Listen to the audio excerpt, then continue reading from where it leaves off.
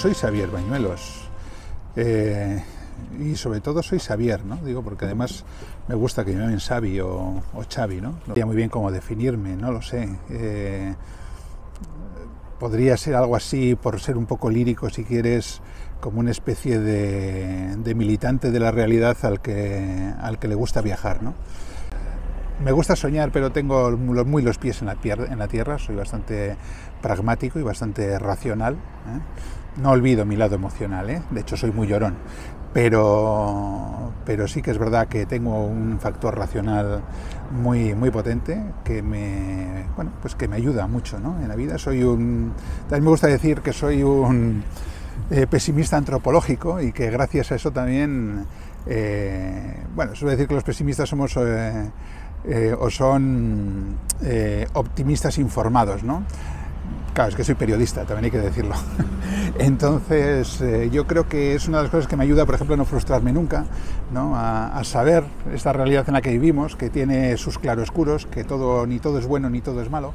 Profesionalmente, vocacionalmente, anímicamente, siempre me he vinculado a dos caminos, ¿no? Que ha sido, por un lado, lo social, en lo que llevo militando desde que tengo uso de razón, desde los 10-12 años, ¿no? Que fueron mis primeras militancias, digamos, realmente conscientes, ¿no? De meterme en estas realidades que nos rodean y luchar en contra de las injusticias y todo esto. Bueno, puede sonar muy grandilocuente, ¿no? Pero bueno, en el fondo es eso, no sean grandes o pequeñas, estés trabajando en tu ámbito más cercano o en un ámbito más grande, al final lo que pretendes es mejorar un poco las cosas y pelear un poco por el bien común.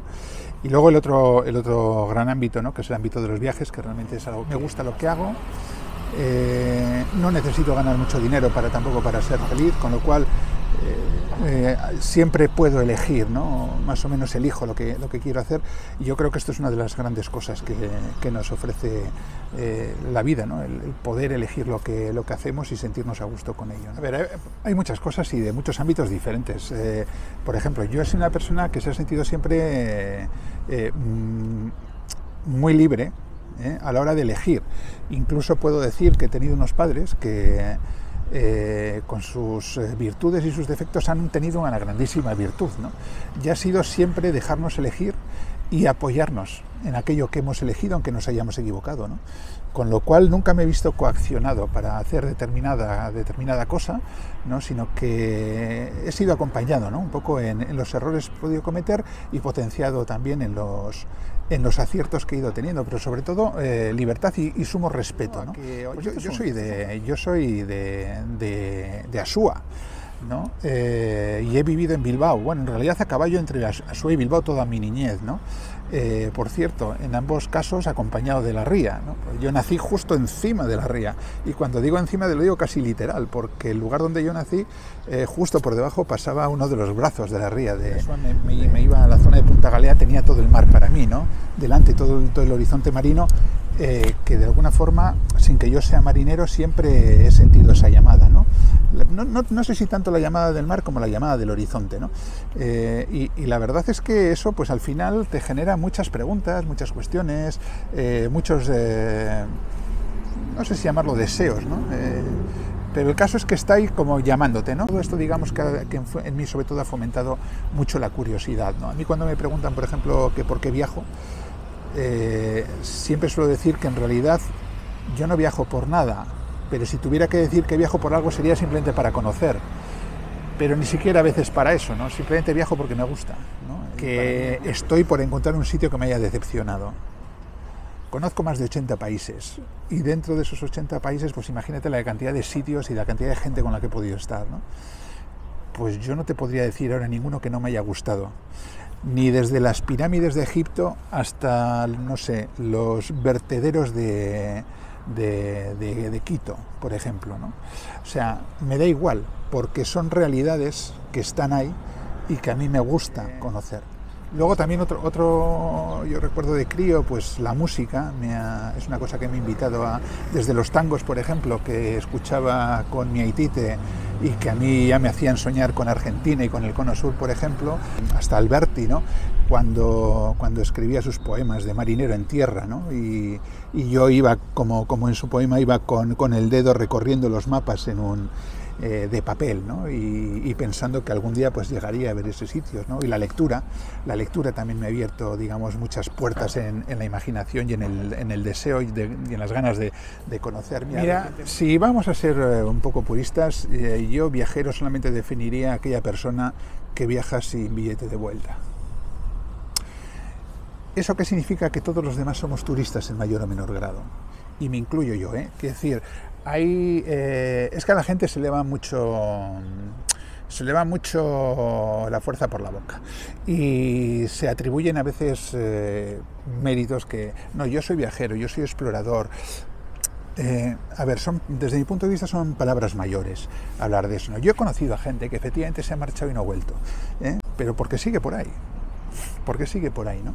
Es decir, ¿por qué viaja sin billete de vuelta? Es que en el siglo XIX la gente subía al monte sin ninguna preparación, con chancla, y tenías que ver a las mujeres geólogas cómo subían a los montes con todos sus fundamentos en la época victoriana, ¿no? Es decir, entonces, claro, ese concepto de aventura evidentemente no es el mismo ni de coña, pero evidentemente hay un componente ahí de aventura que hoy no tenemos con respecto o aquel otro que en una conversación que escucho decir, no, es que China, y estaba dando lecciones sobre China, y dice, y le preguntó a su compañero, pero todos están en China. Sí, me hice el China imperial, ¿no? Es decir, un viaje de 15 días por un país que es un continente, ¿no? Como China, y el tío se estaba dando pues bueno, el pavo, diciendo, yo conozco China. Digo, pero ¿cómo vas a conocer China en 15 días que se estaba allí, ¿no? Es decir, si yo llevo toda mi vida en mi país, Euskal Herria, que es pequeñito y todavía no lo conozco, y no puedo decir, ni siquiera me atrevería a veces a decir cómo somos los vascos, ¿no? Es decir, entonces, a eso es a lo que voy, ¿no? Eso sí es una diferencia entre aquel que va a consumir un producto, que es el producto turístico, y aquel que va más libre de perjuicios, con las antenas más abiertas, ¿no? Con todos los sentidos dispuestos a chupar, ¿no? y a conocer y a meterse un poco dentro de lo que es la realidad del país en la medida de lo posible. Cuando viajo por ahí, también es verdad que mis pintas son un poco peculiares, las barbas, los pelos largos, 1,90 de altura, pues lógicamente llamo mucho la atención, ¿no? Y me pasan cosas muy peculiares, pues desde que en Vietnam no hay boda en la que no se quieran los novios hacer fotos conmigo cuando estoy ahí. Yo creo que, no sé, si no estoy en fotos de 50 bodas vietnamitas, por ejemplo, pues yo soy muy de Bilbao, yo además me reivindico muy bilbaíno y yo además siempre digo, es decir, el día que encuentre un lugar donde el bacalao al pil-pil se haga mejor que en Bilbao, igual me quedo, con lo cual es apostar sobre seguro. Es decir, a mí me gusta mucho mi ciudad, ¿no? Lo cual no quiere decir que en un momento determinado, no sé, me vaya a Argentina y me quede, o me vaya a las Islas Galápagos y me quede. Te digo sitios que no es que pensar en algún momento que podría quedarme a vivir, ¿no? Por lo tanto, pero no, yo no huyo ni de mi realidad donde estoy, ni de donde vivo, ni de donde soy, ¿no? En ese caso no me declaro precisamente muy unamoniano. Claro, ahí estás tocando la segunda de mis vocaciones, ¿no? Que es la vocación social, esa vocación del bien común, y que obliga a muchas personas a abandonar sus lugares de origen, o aquellos lugares que habrían elegido para vivir de manera forzada, ¿no? Y que puede ser simplemente por una cuestión económica o huyendo de guerras o de injusticias, ¿no? La mayor parte de esas situaciones, y yo he conocido algunas porque me ha tocado cubrir como periodista, y porque cuando no me ha tocado cubrir como periodista he ido a conocerlas, ¿no? No sé, estoy pensando en Grecia, con los refugiados de la guerra en Oriente Medio, o en algunos lugares de África, ¿no? Donde te puedo asegurar que son situaciones dramáticas que no las quiere para nadie, y quien piense lo contrario está muy equivocado, y quien piense que la gente se mueve de su país natal o de su lugar natal solamente para venir a quitarte el trabajo a ti, es que no entiende un carajo de la realidad ni de lo que pasa. En la que yo tenía que esperar en el puente de Deusto, en el puente de Deusto, efectivamente, aquí en el puente de Deusto, y preguntar a la policía a ver si iban a cargar o no, porque estaba en plena ebullición todos los conflictos con los astilleros, ¿no? Pero también te diré que en el lugar donde me crié, efectivamente, la conflictividad política y social se vivía tanto laboral como, digamos, identitaria, por decirlo de alguna manera, se vivía muy al pil-pil, o sea, estaba muy viva. ¿Cómo no nos va a marcar esto? Evidentemente esto es parte de tu personalidad, construye, ¿no? en cierta manera, y yo me siento también heredero de todo eso que he chupado, ¿no? Esa solidaridad que yo he visto, esa lucha que yo he visto y que de alguna forma te lleva a tener una determinada forma de pensar, de ver el mundo, ¿no? Que en definitiva es ideología, ¿no? Que está tan denostada esa palabra, y que a mí me ha vinculado mucho pues a la justicia social, a la lucha por los derechos humanos, a la pelea por el bien común, a la solidaridad, a todo este tipo de cosas, ¿no? Cuidado con mis limitaciones y con mis fallos, porque también tengo mis egoísmos, también tengo mis malos rollos, etcétera, etcétera, ¿no? Pero bueno, digamos que desde un punto de vista ideológico, intentando llevarlo a la práctica en la medida de lo posible, evidentemente uno de los elementos que ha influenciado en que yo sea así, que piense de esa manera, es todo lo que he vivido a mi alrededor, ¿no? Objetivamente las condiciones no son las mismas, quiero decir, los niveles, por ejemplo, de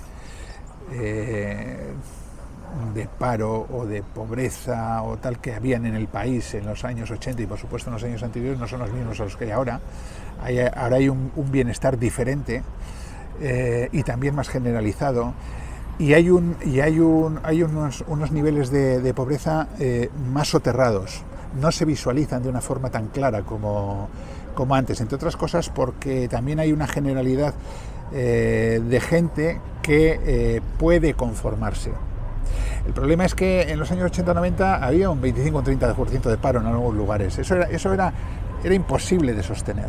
La gente tenía que salir una de dos. Ahora mismo puede que haya pobreza, pero bueno, tienes el ingreso mínimo vital, que es bueno, pero que a veces también puede ser... No, malo no es en ninguno de los casos, pero sí que de alguna forma en algunos momentos puede decir, a unos les puede decir, bueno, ya tienen eso, y a otros les puede decir, bueno, por lo menos tenemos esto, ¿no?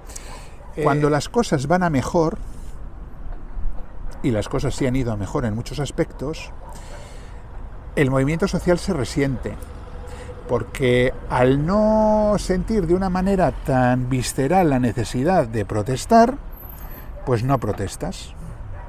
Y cuando te has acostumbrado a eso y te hacen un mileurista, lo que intentas es competir con el otro para tener yo los 1000 euros en lugar de él, en lugar de unirte para luchar contra quien te está ofreciendo esos malditos 1000 euros. El sentido del individualismo social. Entonces, el individualismo social se junta con el individualismo neoliberal, ¿no? Y eso al final es un cóctel explosivo que genera personas en el fondo desarraigadas de la propia realidad, ¿no? Y encima les metes libros de autoayuda, ¿no? Donde lo que se prima sobre todo es y encima te echan la culpa, no, si tú eres malo es porque tú quieres, si tú eres malo es porque no sueñas lo suficiente, y encima todo con palabras bonitas, ¿no?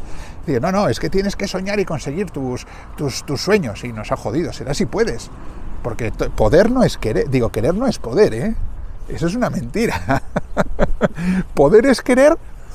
Querer es poder a veces, cuando puedes, porque a veces no puedes. Y yo he visto demasiadas realidades en las que literalmente no se puede. Porque me pareció curioso.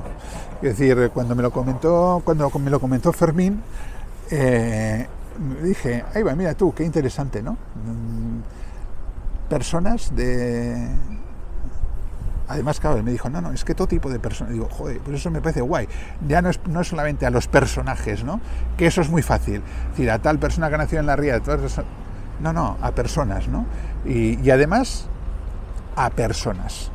Es decir, no tanto a proyectos o tal, ¿no? Entonces me pareció una cosa muy curiosa. Entonces, sabía también que ibas a trabajar en blanco y negro, porque el blanco y negro a mí me parece que tiene unas posibilidades y una fuerza de expresión muy potente, muy fuerte. Me pareció interesante, ¿no? Me pareció interesante esta componente de personas e intentar vaciarlas, ¿no? Vaciarlas de contexto, ¿no? Porque el contexto a fin de cuentas ya lo has puesto, la ría, ¿no?